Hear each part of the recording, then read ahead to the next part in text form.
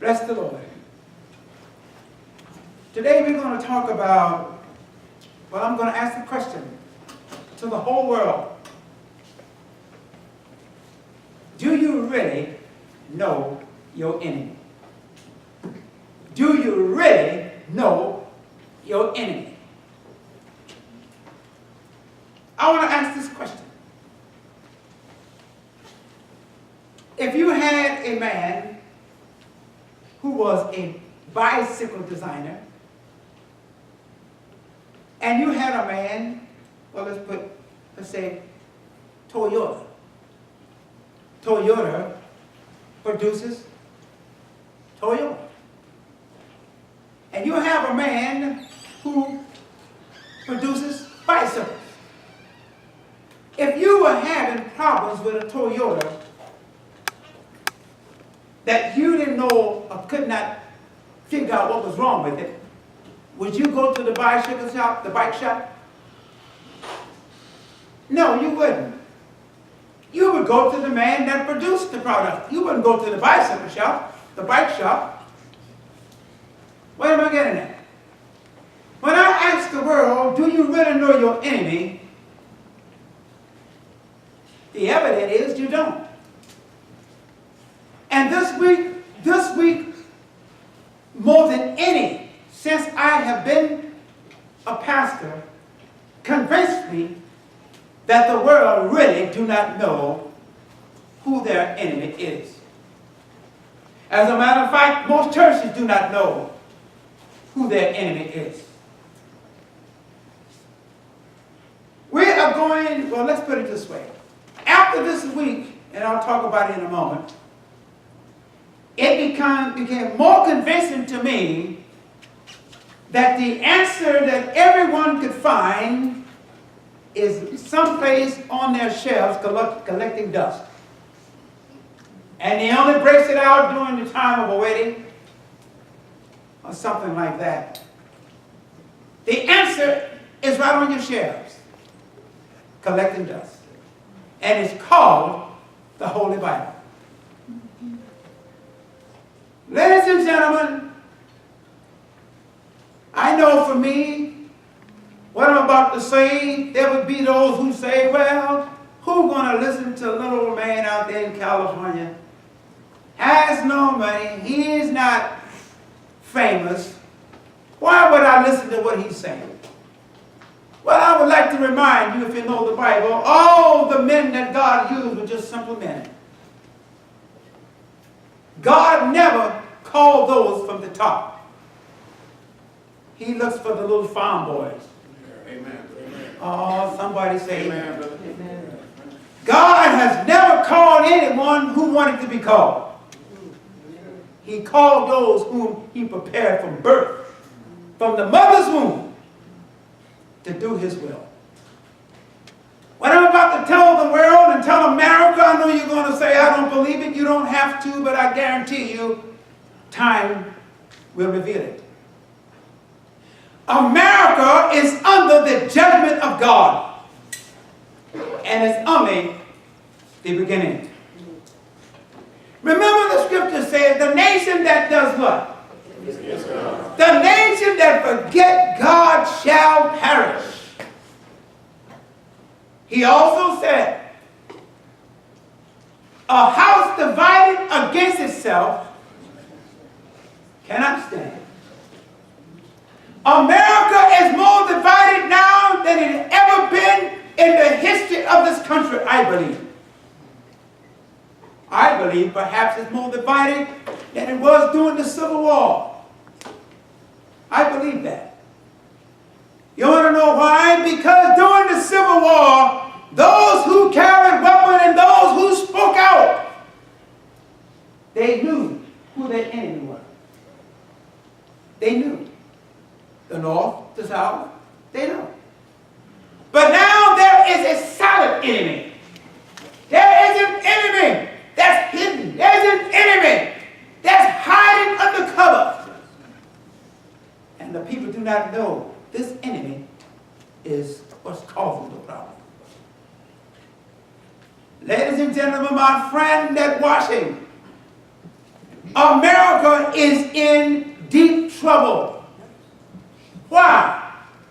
Because America has refused to honor the God that this country was established upon. The word Judeo-Christian. Amen. Somebody say Amen. amen. Somebody say amen. Amen. So America says we don't need him. We can fix ourselves. But how you going to fix yourself if you don't know who's causing your problem? Amen. How you going to fix it? Well, you would say, well, then if somebody else causing me to do it, I'm not responsible. Oh, no. It doesn't work that way. It doesn't work that way. If I tells you that if I put you inside of a fence and I tell you don't go out the fence or the bear will get you, guess what? The bear waiting for you. But you bear have the responsibility for not listening. I say amen. Amen. That's why God says those who forget God is going to perish. The nation that walk away from God shall perish. They have kicked God out of the schools. They don't want God in the government. They don't want God in the private sector. Everybody kicking God out, and I'm here to tell you that God, America, listen to me. God is going to be, and God has always been your only hope. Amen. Yes. I want you to read. Somebody read.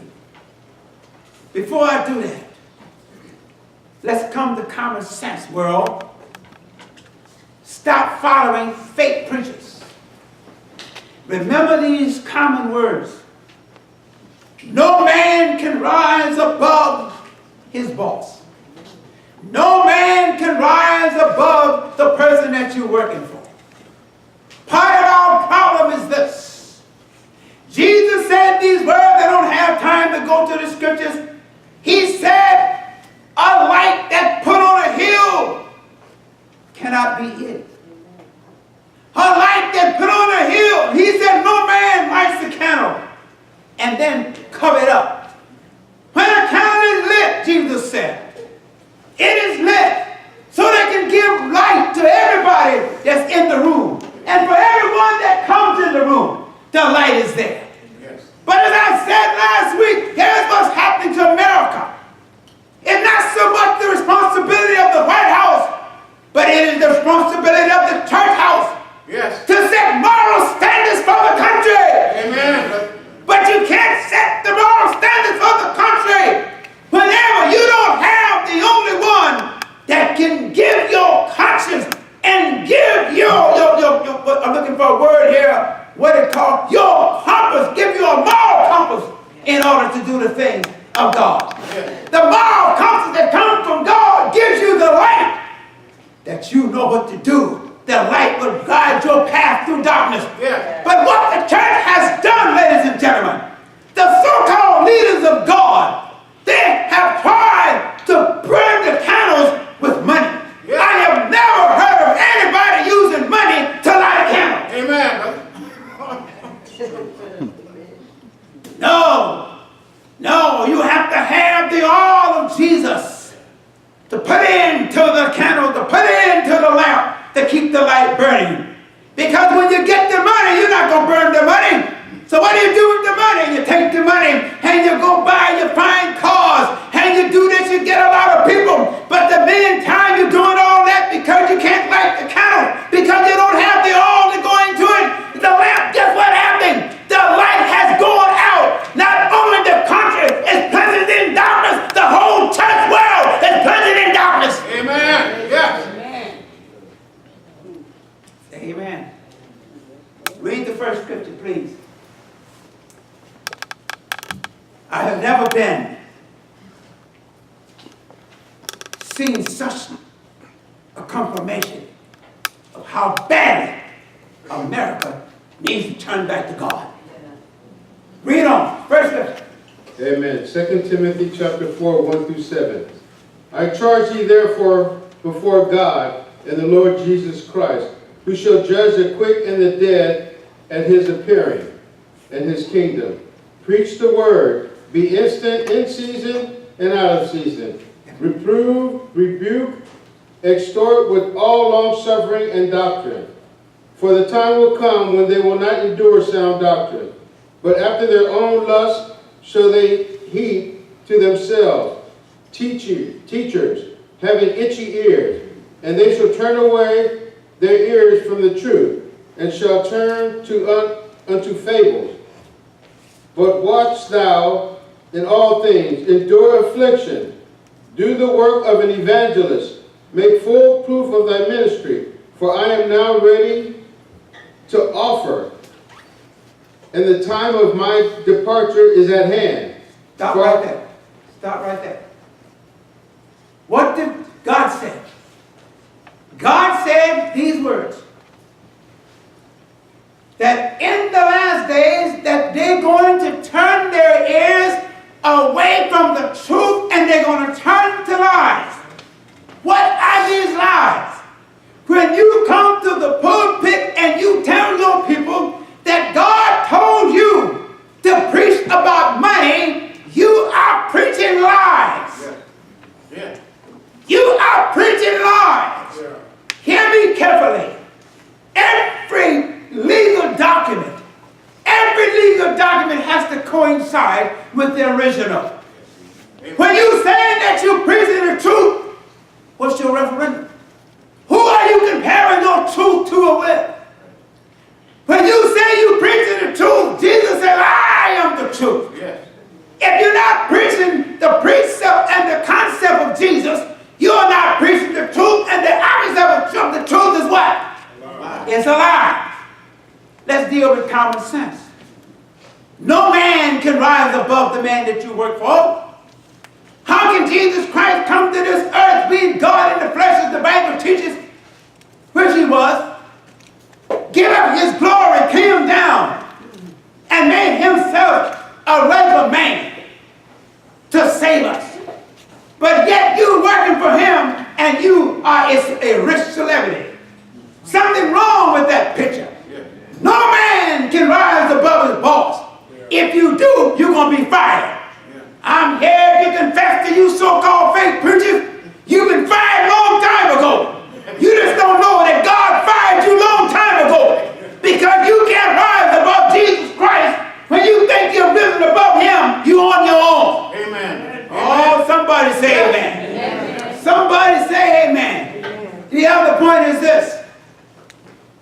Everything,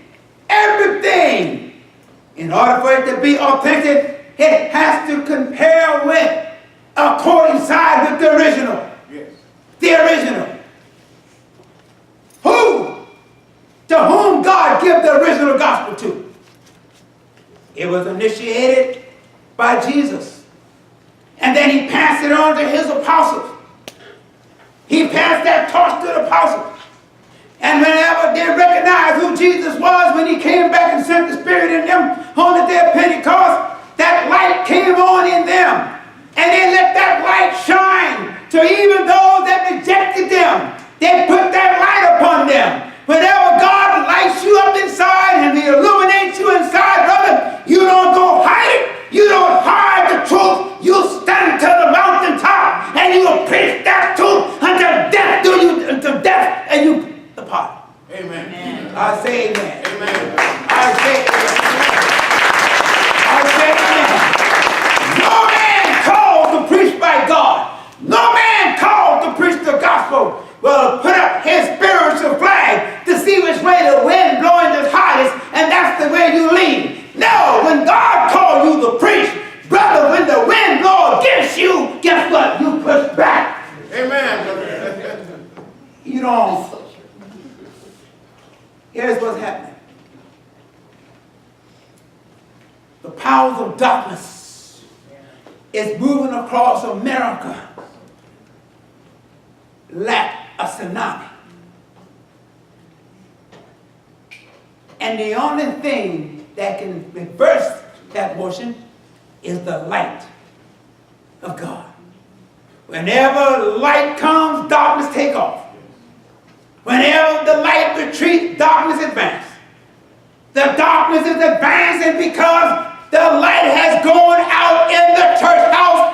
Don't worry about the White House. It was never intended to be there. It's the church house that set the standards, that set the moral standards.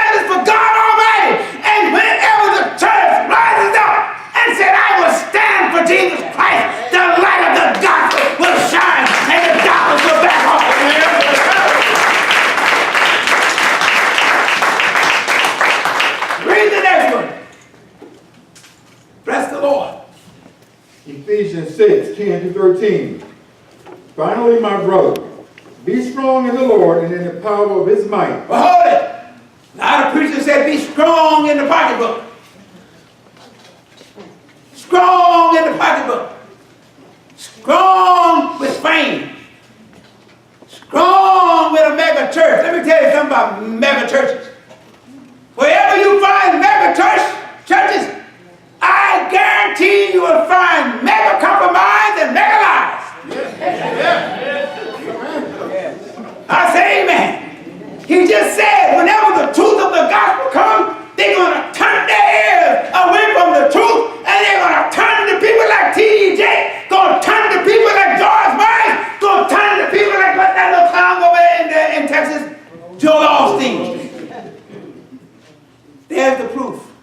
Go quickly. I have something to say. Go on. Read them. Put on the whole armor of God, that you may be able to stand against the wiles of the devil. For we wrestle not against flesh and blood. There we go. But against principalities, against powers. You're not fighting against the people. You're fighting against who uses the people. But does that mean you excuse, you're exempt from being responsible? No. Because the only reason why you're being deceived and not know who your enemy is, because you want to allow God to open your spiritual eyes so you can see. So you can know who the enemy is. Amen. So you're also responsible for it. Amen. Read on quickly. I have something I want to say. Against the rulers of darkness of this world, against spiritual wickedness in high places. Wherefore, take upon you the whole armor of God. Put on the armor of God. Come on. That you may be able to withstand in the evil day. That you can having stand. it all to stand. Huh? Go ahead. Is that it? That's it. Now, that you can stand in the evil day. I'm going to say this quickly. I got to get it in. I am not a politician. I'm a preacher. But I'm living in a political world. And sometimes you can't ignore it. I'm going to say something briefly about the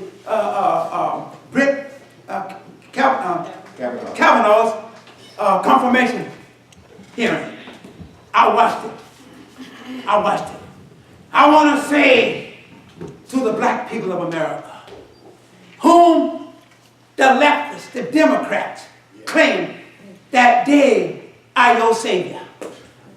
They want you to believe they're your savior. But I watched it, and I'm just going to be honest with you. When I watched Dr. Ford, she was so convincing. I said, uh-oh. I got worried. I said, seems like he's going to be in trouble. But I'm going to make it quick. There were holes in her testimony. And when Brett, what's his name? Kavanaugh, Judge Kavanaugh, when he came over and began to speak so firm, so precise, the demeanor, looking the world right into the eyes of the world, and says, I didn't do it. I said to myself, it would take God Almighty to send an angel to convince me that he's not telling the truth. I'm not calling her a liar. Something happened with us. Something definitely happened. But I'm going to tell the world, I do not believe it was Judge Kavanaugh. Amen. What am I getting at? I wept. I didn't even allow my wife to see me weeping. But when Judge Kavanaugh, and I want the world to hear me, when Judge Kavanaugh, with his honesty, with his forthcoming before the world, and then when he got to the point to where he said his 10-year-old daughter prayed for the one who was trying to destroy him. And I watched the so-called Democrats, the savior of the black people. If you was not moved by a 10-year-old child telling their father to pray for the one who's trying to destroy him, and you show no emotion at all, listen to me, black folks. Do you think if they don't care about a 10-year-old child, you think they're going to care about you? Amen. If they can't sympathize with a 10-year-old child, what makes you think they're going to do it for you? Amen. Are you hearing me? Are you hearing me?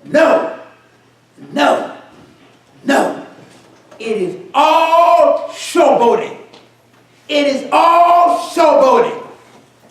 Harris, what's the name? Kamala. I can't pronounce her name. Say it again. Yes. You tried to be Hillary Clinton. You want to run for president. That's all. You want to get in the line. Oh, I know they'll come. Tell that preacher, shut up. You can't shut me up. Amen. You can't shut me up. God stands behind me. Amen. God stands with me.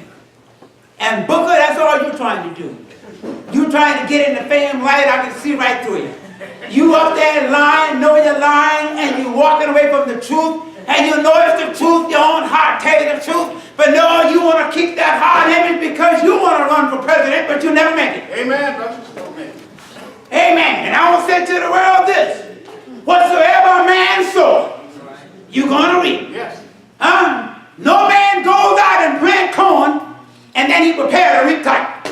God said, whatever you sow, you're going to reap. Maxine Waters, when you're coming against people and doing all these things and cutting people and willing to lie and to scandalize people for your own selfish reasons, guess what? It ain't going to work. Because there's a God in heaven that never told a lie. Amen. There's a God in heaven that cannot lie. There's a God in heaven whose eyes upon the whole world at all times. He said the eyes of the Lord is in every place. He's in the darkness. He's in the light. He's on the hilltop. He's in the valley.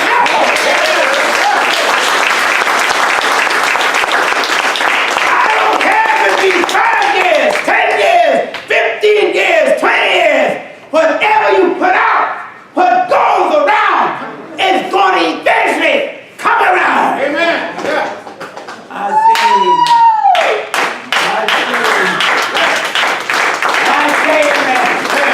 I fear no man. I will do what God called me to do. To lift my voice like a trumpet and show my people the error of their ways. If you like this, subscribe to me. Amen. If you don't like it, give me a thumbs down. But I'll tell you, there's only one that's giving me thumbs up. And that is the Almighty. Amen.